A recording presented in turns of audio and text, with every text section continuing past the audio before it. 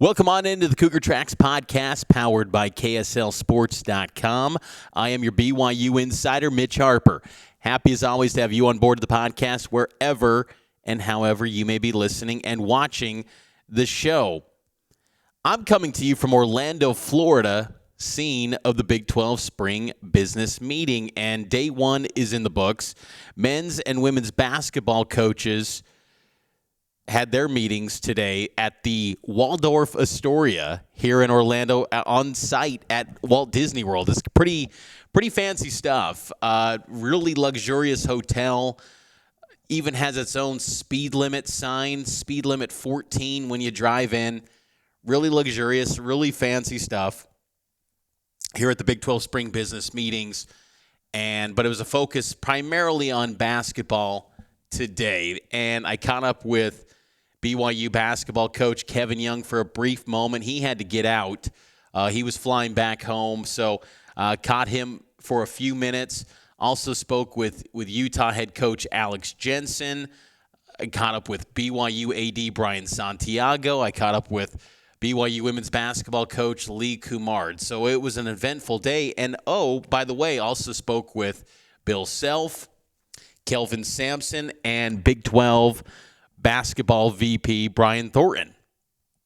And that's where we'll start things off with that. But the Big 12 Spring Business Meetings, for those of you who are not familiar, these are the one in-person setting for all the coaches to gather and really kind of mingle and discuss the pressing issues in their respective sports and for the conference at large. And as we all know, there are so many issues right now in college athletics that probably need way more than 3 days to unpack all of it, but they'll try to do it in 3 days with the school presidents, the chancellors. I saw President Shane Reese up there in the hospitality area. He just arrived into town. They'll need more than 3 days to handle all this, but that's what they try to do to get it all in, and they maybe even get to some votes on some things and discuss league matters. Every single year this takes place. Usually it was in Irving, Texas, and it would only be presidents, ADs, and women's basketball coaches. And then the men's basketball coaches and football coaches, they typically met at the Fiesta Summit in April down in Phoenix. But this year they combined all the meetings, and all the coaches, all the administrators are meeting under one roof here in the Big 12. So it's a big deal, and it's happening in Orlando, home of UCF, who's just nearby. There were some UCF media here covering the event, but as far as team media goes, I think BYU is the only one here.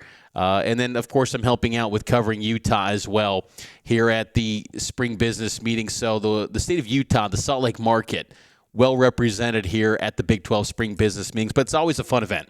And you kind of do a little bit of waiting in the hotel hallways.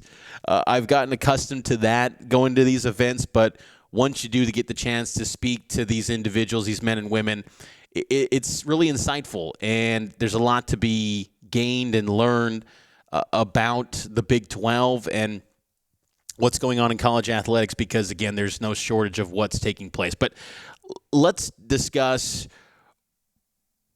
the big picture of Big 12 basketball commentary. Bill Self, Kelvin Sampson, Brian Thornton, VP of Big 12 men's basketball, they spoke with the media today. And I asked Bill Self if the league coaches discussed NCAA tournament expansion today at the meetings. And he noted that, there was a little bit of talk of that. And I asked if there was a consensus among the coaches on expansion for the NCAA tournament. And he said that if he would say that they are in favor of expanding the NCAA tournament, which was very interesting to me. Right now, it's currently at 68 teams in the NCAA tournament. Brett Yormark has said in the past maybe 76 would be the number potentially for NCAA tournament expansion, but Big 12 is on board with expansion. And I thought it was interesting, too. Kelvin Sampson, he pointed out that the SEC had 14 bids this past year. The Big 12 only had 7. They got to step it up and get more bids into the dance. Sampson's program did their job. They got to the national championship game, and Man, that was a heartbreak hotel not getting that title for Houston and the Big 12 for that matter. But Houston's doing its part. BYU, in many respects, did their part. They got to the Sweet 16. Kansas, as Bill Self noted, he was not dealing with the transfer portal during his team's lack of a run in the NCAA tournament because they were eliminated in the first round. But I thought it was just interesting to hear that commentary from coaches. And Bill Self, Kelvin Sampson, you're not going to probably find more famous coaches than those two men here at the Big 12 meetings and really in college basketball. Scott Drew's here, Kevin Young. I mean, so many headline coaches in basketball come here for the Big 12 spring business meetings. And I think another point, too, with the league is that they did confirm, and I don't even think it was really confirming because we already knew it was going to be 18 games last winter pretty much, and then they doubled down on it again in Kansas City, and then they tripled down on it. But they did note Brian Thornton, the VP of men's basketball in the Big 12, he did point out that they're getting closer to determining the conference matchups for the upcoming year. And that's noteworthy, too, because you're going to have 18 games. So that means 15, you just play the teams. Like it's either home or away, and you probably continue on with what you did last season. But then you have 3 opponents that are going to be home and away. You're going to have your protected rivalries like BYU and Utah. So BYU has, 2 games to kind of work with. And to me, I think you'd go with like a Kansas and maybe even Houston, maybe. But then you also entertain the idea of Baylor, too. So Kansas and Baylor would probably make the most sense, but maybe Houston, too, considering BYU is being viewed as a top 10 team next year. Houston considered by many to be the number 1 team in the country, with Milos Uzan officially coming back to the Houston Cougars. So Big 12 basketball, even though it's, not as close as football season is around the corner, basketball generated a little bit of headlines with expansion to the NCAA tournament talk, but really good, insightful commentary from the league coaches and Brian Thornton. Brian Thornton also noted, too, there's no non-conference showdown, so no Big 12, Big East battle. None of that's happening this year for the Big 12, which is a shame because you think back to the Big 12 of the past. They had Big 12 SEC Challenge. They've always had these showdowns with other conferences, and I've always thought that the Big 12 and Big 10 should have a conference showdown because they are both tied to Fox. And Fox now joins the mix for Big 12 basketball this year with the new media rights agreement. And speaking of which, with the media rights, a bunch of media executives, the media partners in the afternoon session of the meeting, so after the coaches spoke with us kind of in a media scrum with Bill Self and Kelvin Sampson, they had a joint meeting, the ADs, and there was a meeting with the ADs and the women's basketball coaches. That was with media executives. And then the ADs and men's basketball coaches, they also met with media executives and league personnel as well. And, the Big 12's got ESPN. They've got Fox. They also have TNT Sports, which will be part of the package coming up this year. And TNT Sports was here at the Big 12 spring business meeting. They had some media representatives interviewing some coaches and administrators here at the meetings. And then they've also got CBS Sports Network, too. So 4 different linear networks available to the Big 12. Going to be very interested to see how kind of they work all those in. But I really thought with a conference clash in the non-conference, it would make sense to have Big 12 and Big 10 because they're both, again, tied to Fox. They both have football, tie-ins as well. Big 12 and Big East have Fox as well. Big East does too, but no football. So that was some kind of big picture Big 12 basketball commentary from the day.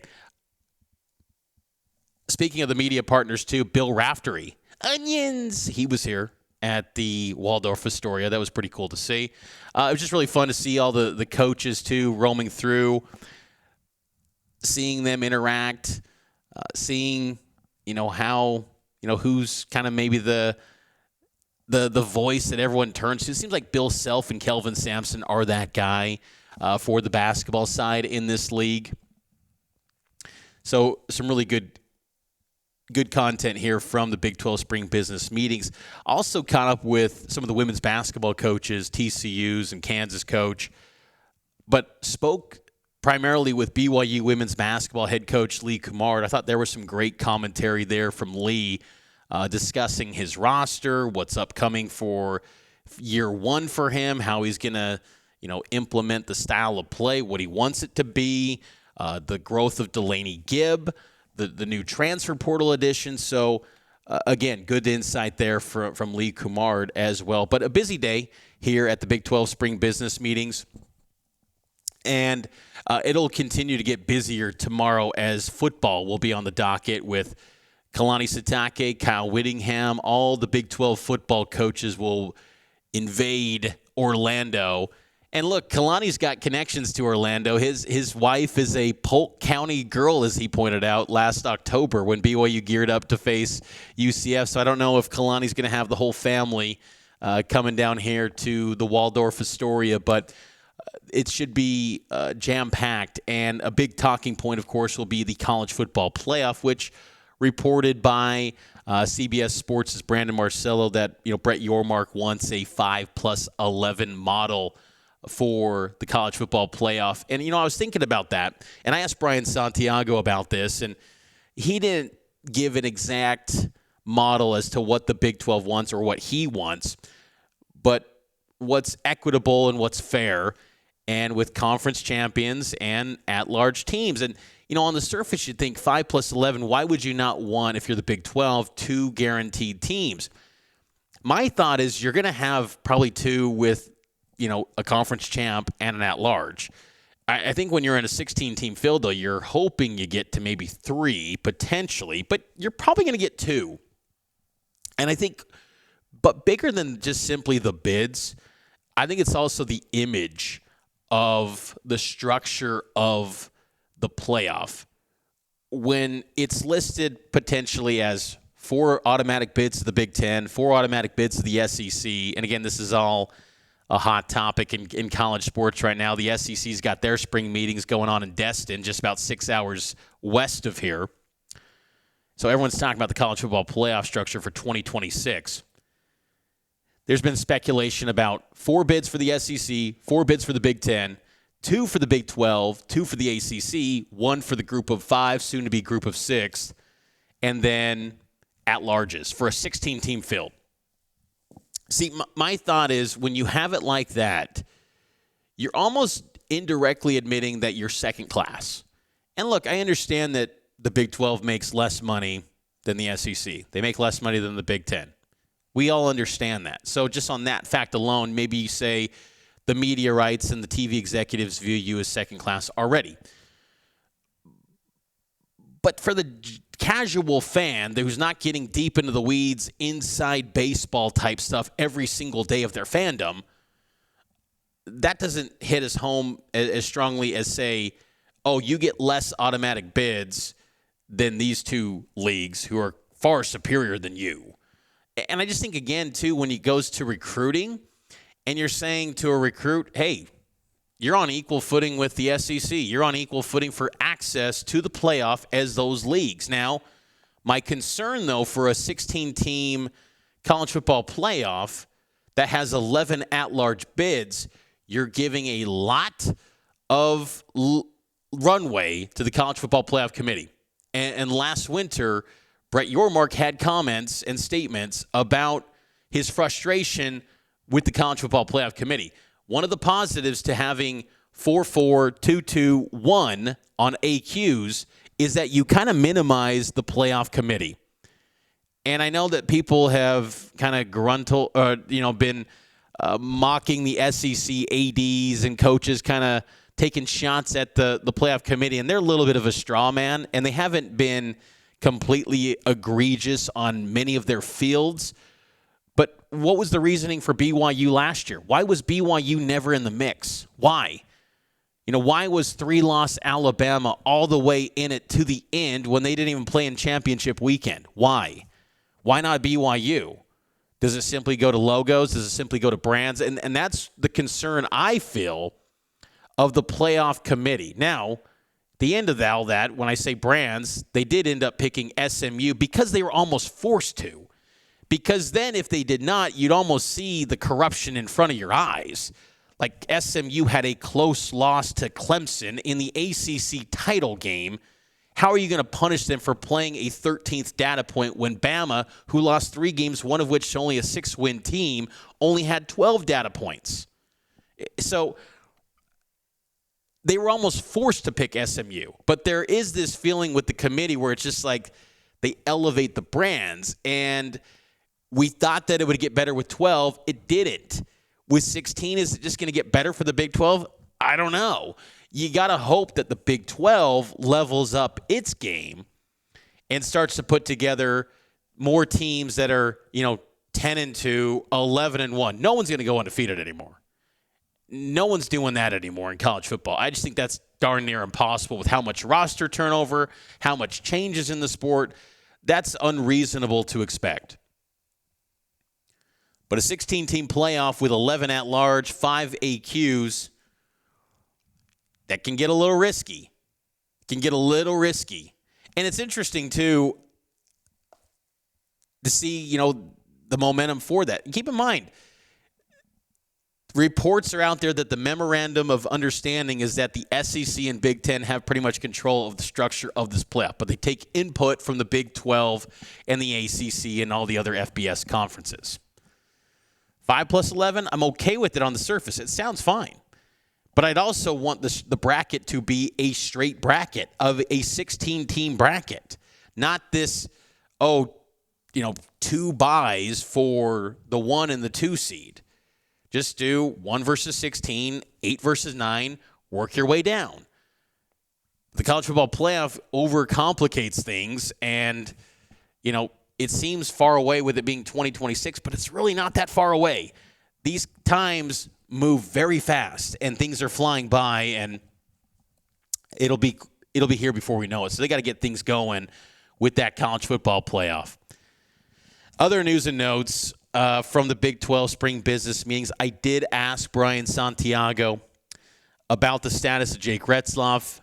Brian referred to the statement from BYU and noted that it was a private matter regarding BYU's starting quarterback, Jake Retzloff, who, of course, if you've been under a rock, he is currently facing a civil lawsuit, allegations of sexual assault. But Brian Santiago did note that it's a private matter and referred to BYU's original statement. And I understand that. I mean, that's I don't know what else he could have said, but I could have said, but I had to ask that. I had to ask, what's the latest on Jake? Because that is a big question for BYU fans, for BYU football right now. And I'll probably do the same for Kalani Sitake when I see him here in the hallways on Thursday at the Waldorf Astoria here. I'm going to ask him, and he'll probably do the same thing.